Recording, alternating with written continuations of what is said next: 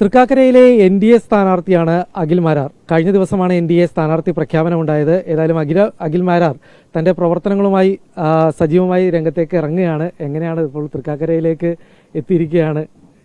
എത്രമാത്രം പ്രവർത്തനങ്ങൾ മുന്നോട്ട് പോയിട്ടുണ്ട്? കഴിഞ്ഞ 4 വർഷമായിട്ട് ഞാൻ ഇവിടെ തന്നെ, ഞാൻ താമസിക്കുന്ന സ്ഥലം തൃക്കാക്കരയാണ് യഥാർത്ഥത്തിൽ. അപ്പം അതുകൊണ്ട് തന്നെ നമ്മൾ കഴിഞ്ഞ കുറേ നാളുകളായിട്ട് സഞ്ചരിക്കുന്ന ഒരു പ്രദേശത്ത് എനിക്ക് അങ്ങനെ ഒരു പുതുമയൊന്നുമില്ല. നമ്മൾ ഒരുപാട് നാളുകളായിട്ട് പിന്നെ സിനിമയ്ക്ക് വന്ന കാലം മുതലേ നിന്ന് താമസിക്കാൻ തുടങ്ങിയ ഏരിയയാണ്. അപ്പോൾ ഇവിടെ യഥാർത്ഥത്തിൽ ഇവിടത്തെ ഒന്ന് റെപ്രസെൻറ്റ് ചെയ്യാൻ കിട്ടിയതൊരു വലിയ ഭാഗ്യമാണ്. കേരളത്തിൻ്റെ സെൻട്രൽ ഭാഗം, കൊച്ചിയുടെ തന്നെ ഏറ്റവും മോസ്റ്റ് പ്രിഷ്യസ് ആയിട്ടുള്ളൊരു ഭാഗത്താണ് നമ്മളവിടെ ഇപ്പോൾ ഉള്ളത്. അപ്പോൾ എന്തായാലും എല്ലാം സ്റ്റാർട്ട് ചെയ്തിട്ടുണ്ട്. ഇങ്ങനെ ആദ്യം ഈ കൊട്ടാരക്കരയിൽ പേര് ഉയർന്നു കേട്ട് ഇപ്പോൾ തൃക്കാക്കരയിലേക്ക് വരുന്നു. പ്രത്യേകിച്ച് തൃക്കാക്കരയെ സംബന്ധിച്ച് നോക്കുമ്പോൾ ഒരു കോൺഗ്രസിന്റെ പശ്ചാത്തലം മാത്രമല്ല, വളരെയധികം ജില്ലയിൽ തന്നെ ശ്രദ്ധിക്കപ്പെടുന്ന ഒരു മണ്ഡലം കൂടിയാണ്. എങ്ങനെയാണ് അപ്പോൾ ഒരു പ്രതീക്ഷ ഉള്ളത്? പൊതുവെ എനിക്ക് ചലഞ്ചസ് ഭയങ്കര ഇഷ്ടമാണ്. ഇപ്പം ഞാൻ അതായത് 1-2 വർഷം മുമ്പേയൊക്കെ നമ്മൾ സർക്കാരുമായിട്ട് ബന്ധപ്പെട്ടിട്ടുള്ള എതിരഭിപ്രായങ്ങളൊക്കെ പങ്കുവയ്ക്കുന്ന സമയത്ത് അപ്പം തെരഞ്ഞെടുപ്പിലൊക്കെ മത്സരിക്കാൻ വേണ്ടിയിട്ടാണോ സീറ്റിന് വേണ്ടിയിട്ടാണോ എന്നൊക്കെ ചോദിച്ച കമൻറ്റുകൾ വരും. അപ്പോഴും നമ്മൾ ആഗ്രഹിക്കുന്നത് ഈ ജയിക്കുന്ന സീറ്റല്ല. ഈവൻ ഞാൻ കോൺഗ്രസ് നേതാക്കന്മാരുമായി ബന്ധപ്പെട്ട് അടുപ്പമുള്ള സമയത്തും ഒരിക്കലും ഒരാൾ ജയിക്കുമെന്ന് പറയുന്ന സീറ്റിൽ പോയി മത്സരിക്കുക എന്നുള്ളതല്ല എൻ്റെ ഇഷ്ടം. ഒരാൾ ജയിക്കില്ല എന്ന് പറയുന്നത്, ഇപ്പം ധർമ്മടം ഇവിടെ നമുക്കൊരിക്കലും ജയിക്കാൻ പറ്റില്ല, അല്ലെങ്കിൽ നിയമം ജയിക്കാൻ പറ്റില്ല എന്നൊക്കെ പറഞ്ഞാൽ ഇവിടെ പോയി മത്സരിക്കുക എന്ന് ചിന്തിക്കുന്ന ഒരാളാണ്. ഇപ്പം എനിക്ക് വേണമെന്നുണ്ടെങ്കിൽ കുറച്ചും കൂടെ വോട്ടിൻ്റെ ഒരു ബേസ് കൂടിയ ഒരു മണ്ഡലം ചോദിച്ചാലും ഒരു പക്ഷേ കിട്ടിയിരുന്നേനെ. പക്ഷേ തൃക്കാക്കര പോലെ സ്ഥലത്തേക്ക് ഞാൻ വരുമ്പോൾ 2 ലക്ഷ്യങ്ങളാണുള്ളത്. ഒന്നെന്ന് പറയുന്നത് ചില മണ്ഡലങ്ങളെ ഇങ്ങനെ ചിലരുടെ കോട്ടയാണ് എന്ന് പറഞ്ഞ് അത് അങ്ങനെ അവിടുത്തെ ജനങ്ങളെ അങ്ങ് ആക്ഷേപിച്ചിട്ടേക്കാണ്. ഇപ്പം നോക്കൂ, ഇന്ത്യയിലെ പല സംസ്ഥാനങ്ങളും ഒരു കാലത്ത് കോൺഗ്രസിൻ്റെ കോട്ടയായിരുന്നു. തുടർച്ചയായി വർഷങ്ങളോളം പല സംസ്ഥാനങ്ങളും ഭരിച്ച കോൺഗ്രസ് അവിടെ നിന്ന് പിന്നീട് ഒരു സീറ്റ് പോലും നേടാൻ കഴിയാത്ത വിധം തകർന്നു പോയ സംസ്ഥാനങ്ങളാണ് ഇന്ത്യയിൽ ഒരുപാടുള്ളത്. തിരിച്ചു വന്നിട്ടേ ഇല്ല. ഇപ്പോൾ ഡൽഹിയിൽ നോക്കിയാലും 89 ഭരണം നമ്മുടെ ഉത്തർപ്രദേശിൽ അവസാനിച്ചു, പിന്നീട് തിരിച്ചു വന്നിട്ടില്ല. ത്രിപുര, ബംഗാൾ, ഇവിടെയൊക്കെ ഒരു കാലത്ത് കോൺഗ്രസ് ഒരു കോട്ടയായിരുന്നു. അപ്പോൾ ഈ കോട്ടകൾ പൊളിഞ്ഞു കഴിഞ്ഞാൽ പിന്നീട് ഒരിക്കലും തിരിച്ചു വരത്തില്ല. അപ്പോൾ ആ കോട്ടയൊന്ന് പൊളിക്കാൻ പറ്റുമോ, അതിനേക്കാളെല്ലാം ഉപരി ജനങ്ങൾക്ക് വേണ്ടി കൂടുതൽ കാര്യങ്ങൾ ചെയ്യാൻ പറ്റുമോ, ഇതൊക്കെ തന്നെയാണ് ചിന്തിക്കുന്നത്. ഈ അഖിലിന്റെ ഈ ചലഞ്ചുകൾ ഏറ്റെടുക്കാനുള്ള ഒരു മനോഭാവം തന്നെയാണ് പലപ്പോഴും യുവാക്കളുടെ ഇടയിലൊക്കെ വലിയൊരു സ്വാധീനമുണ്ട്. അതൊക്കെ വോട്ടായി മാറുമെന്ന് തന്നെയാണ് പ്രതീക്ഷിക്കുന്നത്. വലിയൊരു യുവാക്കളുടേതായിട്ടുള്ളൊരു വോട്ടുമറിയൽ ഉണ്ടാവുമോ? അവരാകുമ്പോൾ കുറച്ചുകൂടെ ഫ്രഷായിട്ട് ചിന്തിക്കും. ഈ പരമ്പരാഗത നമ്മുടെ ഇപ്പോൾ ഒരു രാഷ്ട്രീയ പാർട്ടിയുടെ അന്ധതയും അടിമത്തവും ഒക്കെ ഉള്ളത് കുറച്ചും കൂടെ പഴയ ആൾക്കാർക്കാണ്. പുതിയ തലമുറയ്ക്ക് അങ്ങനെയില്ല. അവർ ശരി ആരുടെ ഒപ്പമാണ് അവർക്കൊപ്പം നിൽക്കാൻ പറ്റും. അതുകൊണ്ട് തന്നെ ഒരു തവണ ഒരു പക്ഷേ ഞാൻ ജയിച്ചാൽ എനിക്കൊരിക്കലും പറയാൻ പറ്റില്ല ഇതെൻ്റെ നാടാണെന്നും ഇതെൻ്റെ കോട്ടയാണെന്നും ഉള്ളൊരു അർത്ഥത്തിൽ നമുക്ക് സംസാരിക്കാൻ പറ്റത്തില്ല. നല്ലത് ചെയ്താൽ ചിലപ്പം വീണ്ടും വോട്ട് കിട്ടും, മോശമാണ് ചെയ്തെന്നുണ്ടെങ്കിൽ എന്നെ എടുത്ത് വെളിയിൽ കളഞ്ഞിട്ട് അടുത്ത ആളെ കൊണ്ടുവരും. ആ ചിന്തയാണ് എല്ലാ ജനങ്ങൾക്കും വേണ്ടത്. ഇപ്പം നമ്മുടെ തലച്ചോറ് ഒരു രാഷ്ട്രീയ പാർട്ടിക്കും അടിമപ്പെടുത്താതിരിക്കുക എന്ന് ചിന്തിക്കുന്ന ഒരാളാണ് ഞാനത്. ഒരു രാഷ്ട്രീയ പാർട്ടിക്കും ഇപ്പം ഞാൻ പ്രതിനിധീകരിക്കുന്ന പ്രസ്ഥാനത്തിന് നിങ്ങൾ അടിമപ്പെടുത്തരുത്, അതുപോലെ കോൺഗ്രസിലും അടിമപ്പെടുത്തരുത്, ഇടതുപക്ഷത്തിലും അടിമപ്പെടുത്തരുത്. ആശയങ്ങളോട് നിങ്ങൾ ചേർന്ന് നിൽക്കുമ്പം തന്നെ നാടിൻ്റെ ശരികൾക്കൊപ്പം നിൽക്കാൻ വേണ്ടിയിട്ട് ജനങ്ങൾ ചിന്തിക്കണമെന്ന് ആഗ്രഹിക്കുന്ന ഒരാളാണ് ഞാൻ. പിന്നെ ഇപ്പം നമ്മളിപ്പം പ്രതിനിധാനം ചെയ്യുന്ന എൻ.ഡി.എ സംബന്ധിച്ച് രാജ്യത്ത് ഒരുപാട് മാറ്റങ്ങൾ കൊണ്ടുവന്നിട്ടുള്ള ഒരു പ്രധാനമന്ത്രി, ലോകത്തിന് മുന്നിൽ അഭിമാനകരമായി മാറിയ ഒരു പ്രധാനമന്ത്രി. അപ്പോൾ അദ്ദേഹം മുന്നോട്ട് വയ്ക്കുന്ന ഒരു വിഷനൊപ്പം നമുക്ക് സഞ്ചരിക്കാൻ പറ്റും.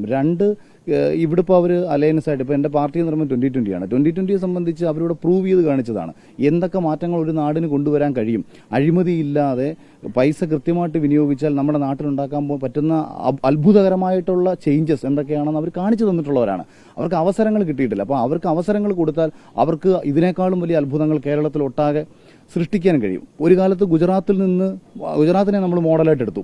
അവിടെ നിന്ന് ഇന്ത്യൻ പ്രൈം മിനിസ്റ്റർ ആവാൻ നരേന്ദ്രമോദിക്ക് ജനങ്ങൾ അവസരം കൊടുത്തു. അപ്പോൾ ആ മാറ്റം, ഗുജറാത്തിലെ മാറ്റം നമ്മൾ ഇന്ത്യയിൽ കണ്ടു. ഇപ്പോൾ കിഴക്കമ്പലത്തെ മാറ്റം കേരളത്തിലുടനീളം കാണാനുള്ള ഒരു അവസരം നമുക്ക് ഇപ്പം എൻ.ഡി.എ എന്ന് പറയുന്നതിന് മുന്നണിയിലേക്ക് ചേർന്നതോടുകൂടി 2020ക്കും കൊടുക്കാൻ പറ്റും എന്നൊരു സാഹചര്യം നമ്മുടെ മുമ്പിലുണ്ട്. അപ്പോൾ അവിടെ ഒരു ക്രിസ്ത്യാനിയായ സാബു ജേക്കബ് നയിക്കുന്ന, അല്ലെങ്കിൽ ഒരു ബിസിനസ് രംഗത്തെ സക്സസ്ഫുൾ ആയിട്ടുള്ളൊരു മനുഷ്യൻ നയിക്കുന്ന ഒരു രാഷ്ട്രീയ പാർട്ടിക്കൊപ്പമാണ് എൻ.ഡി.എ ചേരുന്നത്. അന്നേരം അപ്പുറത്തുള്ളവർ പറയുന്നത് എൻ.ഡി.എ വർഗീയത പറയുന്നു എന്ന് പറയുന്നു. എന്നിട്ട് മതേതരത്വം പറയുന്നത് അവരെന്താ ചെയ്യുന്നത്? മതരാഷ്ട്രവാദം പറയുന്ന ജമാഅത്ത് ഇസ്ലാമിയെ കൂടെ പിടിച്ചിട്ട് ഞങ്ങൾ മതേതരവാദികളാണെന്ന് പറയുന്നത്. യഥാർത്ഥത്തിൽ മതേതരത്വവും ഡെവലപ്മെൻറ്റ്സും മാത്രം മുന്നോട്ട് വെച്ച്, നാടിൻ്റെ നന്മ മാത്രം, ശരി മാത്രം മുന്നോട്ട് വെച്ച് മുന്നോട്ട് പോകുന്ന ഒരു കാഴ്ചപ്പാടാണ് എൻ.ഡി.എക്കുള്ളത്. അതുകൊണ്ട് തന്നെയാണ് ഭയങ്കര സന്തോഷപൂർവ്വം നമുക്ക് അവിടെ ചേർന്ന് പ്രവർത്തിക്കാൻ പറ്റുന്നത്. മാത്രമല്ല ഈ വികസനത്തിനെ കുറിച്ചൊക്കെ നേരത്തെ തന്നെ അഖിലിന് വ്യക്തമായിട്ടുള്ള ഒരു കാഴ്ചപ്പാടുണ്ടായിരുന്നു. ആ കാഴ്ചപ്പാടുകൾ വ്യക്തമായിട്ട് ആളുകളോടൊക്കെ സംസാരിച്ചിട്ടുണ്ട്. ഇപ്പോൾ സ്വാഭാവികമായിട്ട് ഒരു തെരഞ്ഞെടുപ്പിലേക്ക് വരികയാണ്, സ്ഥാനാർത്ഥിയാവാനായിട്ടൊരു അവസരം കിട്ടുക. ഇപ്പോൾ ജനങ്ങൾക്ക് മുന്നിൽ വെക്കാനുള്ള ഒരു വികസന രേഖ എങ്ങനെയായിരിക്കും? അല്ല, ഒന്നാമത്തെ കാര്യം, നമുക്കൊരു മണ്ഡല അടിസ്ഥാനത്തിൽ വികസന രേഖ വെക്കുന്ന ഒരു വിഡ്ഢികളാണെന്ന് ഞാൻ പലപ്പോഴും പറയും. വേറെ ഒന്നും കൊണ്ടല്ല, പ്ലാനുകൾ എപ്പോഴും സർക്കാരിൻ്റെതായിരിക്കും. കാര്യം തീരുമാനങ്ങൾ എടുക്കേണ്ടി വരുന്നത് ഒരു മുഖ്യമന്ത്രി ഉൾപ്പെടുന്ന മന്ത്രിതല സമിതിയുടെ തീരുമാനങ്ങളെ എക്സിക്യൂട്ട് എത്രയും മനോഹരമായിട്ട് ചെയ്യാൻ പറ്റുന്നു അതായിരിക്കും ഒരു MLA ക്ക് ചെയ്യാൻ പറ്റുക. ഇപ്പം നമ്മളിവിടെ ഒരു കാര്യം ഞാൻ കൊണ്ടുവരാമെന്ന് പറഞ്ഞു കഴിഞ്ഞാൽ എൻ്റെ മുന്നണിക്ക് അധികാരത്തിലെത്താൻ കഴിഞ്ഞില്ലെന്നുണ്ടെങ്കിൽ ഞാൻ കൊടുക്കുന്ന വാഗ്ദാനം പാലിക്കപ്പെടാൻ പറ്റാതെ പോകും. അപ്പോൾ എനിക്ക് ആരെയും പറ്റിക്കാൻ ആഗ്രഹിക്കാൻ പറ്റുന്നില്ല. ഇവിടെ എനിക്ക് ചെയ്യാൻ പറ്റുന്ന കാര്യങ്ങൾ ഒരുപാട് കാര്യങ്ങളുണ്ട്. അതായത് ഈ നാടിന് എന്താണ് വേണ്ടതെന്ന് ഈ നാടിൻ്റെ ജനത്തിൻ്റെ മനസ്സ് മനസ്സിലാക്കി അത് ഒരു അധികാരിയുടെ മുഖത്ത് നോക്കി ചോദിക്കാൻ പറ്റും. അത് ഏത് മുന്നണിയുടെ ഒരാളാണ് ഈ നാട് ഭരിക്കുന്നത്. NDA ഭരിക്കുന്നുണ്ടെങ്കിൽ ഏറ്റവും സന്തോഷത്തോടെ നമുക്ക് ചോദിക്കാൻ പറ്റും. അതല്ല ഇനി പിണറായി വിജയൻ തന്നെയാണ് ഭരിക്കുന്നുണ്ടെങ്കിൽ മുഖത്ത് നോക്കി ഈ നാടിന് വേണ്ടത് കൊണ്ടുവരണം എന്ന് പറഞ്ഞ് ഈ കരയുന്ന കുഞ്ഞിന് പാല് കിട്ടുമെന്ന് പറയത്തില്ല, നന്നായി കരയറിയാം. ആ പാല് ഈ നാടിന് മേടിച്ചുകൊണ്ട് കൊടുക്കാനും അറിയാം. അപ്പോൾ ആ രീതിയിൽ സ്ട്രോങ് ആയിട്ട് സംസാരിക്കാൻ പറ്റും. അപ്പോൾ അതുകൊണ്ട് ഈ വാഗ്ദാനങ്ങൾ കൊടുത്ത് ആരെയും പറ്റി, ഞാൻ എൻ്റെ സിനിമയിൽ പോലും പറഞ്ഞ വാചകം അതാണ്, വാഗ്ദാനങ്ങൾ നൽകി ആരെയും പറ്റിക്കാൻ ഞാൻ ആഗ്രഹിക്കുന്നില്ല. പകരം ഈ നാടിന് വേണ്ടത് എന്താണെന്ന് തിരിച്ചറിഞ്ഞ് ഈ നാട്ടിലെ യുവാക്കളുടെയും വരും തലമുറയുടെയും കാര്യങ്ങൾ മനസ്സിലാക്കി കൊച്ചി പോലൊരു പ്രദേശത്ത് എന്താണ് നമുക്ക് കൂടുതൽ ചെയ്യാൻ പറ്റുന്നതെന്ന് നമ്മൾ സ്വയം പഠിച്ച് ഒരുപാട് പേരുമായി ആലോചിച്ച് എന്തൊക്കെ ചെയ്യാൻ കഴിയുമോ അതെല്ലാം ചെയ്യാൻ അതാണ് പറയാൻ പറ്റുക. അല്ലാണ്ട് ഇപ്പം അത് ചെയ്തു തരാം ഇത് ചെയ്തു തരാം, അത് ഭയങ്കര കള്ളത്തരമാണെന്നേ. ഇവരെല്ലാം ഇങ്ങനെ ജനത്തെ പറ്റിക്കുകയാണ്. എനിക്ക് ഭയങ്കര വിഷമമുള്ള കാര്യമാണ്. ഞാൻ എപ്പോഴും പറയും, ഈ വാഗ്ദാനങ്ങൾ നൽകി പറ്റിക്കുന്ന ജനപ്രതിനിധി നിങ്ങൾ വഴിയിൽ പിടിച്ചു നിർത്തണം. എന്തിനാടാ നീയൊക്കെ എന്നെ പറ്റിച്ചതെന്ന് ചോദിക്കണം ഒരു സാധാരണക്കാരൻ. തെരഞ്ഞെടുപ്പിന് തൊട്ടു മുമ്പ് എല്ലാവരുടെ മുന്നിലും പോയിട്ട് ഇങ്ങനെ കൈകൂപ്പിട്ട് റിക്വസ്റ്റ് ചെയ്ത് എല്ലാ പാവങ്ങളുടെയും പുറകെ നടക്കും. പിന്നെ തിരിഞ്ഞു നോക്കത്തില്ല. പിന്നെ രാജാക്കന്മാരുടെ മനോഭാവമാണ്. അപ്പോൾ ഈ രാജമനോഭാവവും ജനാധിപത്യത്തിൽ ഒന്നും ഭൂഷണമായിട്ട് ഞാൻ വിശ്വസിക്കുന്നില്ല. അപ്പോൾ നിങ്ങളിൽ ഒരാളായി നിങ്ങൾ എന്നെ തിരഞ്ഞെടുക്കൂ. നിങ്ങൾ ആഗ്രഹിക്കുന്നത് നിങ്ങൾക്കായി സംസാരിക്കാം, നിങ്ങൾക്കായി ചെയ്യാം. അതിനുള്ള അവസരം മാത്രം നൽകിയാൽ മതി. തൃക്കാക്കരയിലെ ജനങ്ങളോട് എന്താണ് അഖിലിന് പറയാനുള്ളത്? ഈ നാട് എന്നെ സംബന്ധിച്ച് പലവിധ കാരണങ്ങളാൽ എനിക്ക് പ്രിയപ്പെട്ടതാണ്. ഇപ്പം ഞാൻ 2010 മുതൽ ഒരുപാട് പ്രശ്നങ്ങളിൽ പോയി ഇടപെട്ട സമയത്തൊക്കെ പലരും ചോദിച്ചു, നീ ആരടാ ഇത് ചോദിക്കാൻ, നീ ആരാ ഇത് ഇടപെടാൻ, നീ ആരുമല്ലാത്തതുകൊണ്ട് നീ ഇടപെടണ്ട എന്ന് കരുതി ആട്ടി ഓടിക്കപ്പെട്ടിട്ടുണ്ട്, പരിഹസിച്ച് പുച്ഛിച്ച് തള്ളിയിട്ടുണ്ട്. അപ്പോൾ ഇവർക്കൊക്കെ ഇടയിൽ ആരെങ്കിലുമൊക്കെ ആയിട്ട് ചോദിക്കണമെന്ന ചിന്തയിൽ രാഷ്ട്രീയ പ്രവർത്തനം തുടങ്ങുന്നു. അത് പതിയെ മുന്നോട്ട് പോകുന്നു. പക്ഷേ ഞാൻ ആഗ്രഹിച്ച രീതിയിൽ നാടിനു വേണ്ടി നല്ലത് ചെയ്യുമ്പോഴൊക്കെ രാഷ്ട്രീയ നേതാക്കന്മാർക്ക് താല്പര്യമുള്ള ഒരാളെ ഞാൻ ചിലപ്പോൾ വെറുപ്പിക്കേണ്ടി വരും. അപ്പോൾ അങ്ങനെ വന്നപ്പം എനിക്ക് ഒരു രാഷ്ട്രീയ പ്രസ്ഥാനത്തിൽ മുന്നോട്ട് പോകാൻ പറ്റാത്ത അവസ്ഥ സൃഷ്ടിക്കപ്പെട്ടു. പിന്നീട് ഞാൻ എൻ്റേതായ രീതിയിൽ ഞാൻ എന്നെ സൃഷ്ടിച്ചെടുക്കാൻ വേണ്ടിയിട്ടുള്ള യാത്രയായിരുന്നു.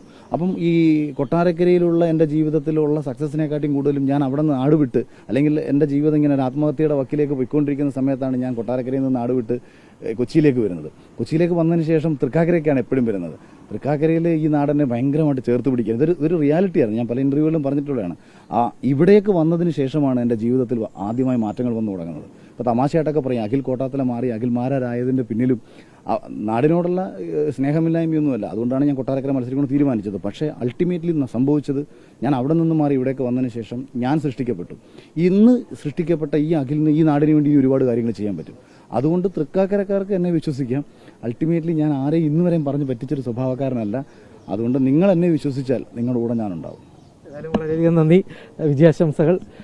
ജീവിതത്തിൽ ചേർത്ത് പിടിച്ചതുപോലെ തന്നെ തൃക്കാക്കര തെരഞ്ഞെടുപ്പിലും തന്നെ ചേർത്ത് പിടിക്കുമെന്നുള്ള പ്രതീക്ഷ തന്നെയാണ് അഖിൽ മാരാർ പങ്കുവച്ചിരിക്കുന്നത്.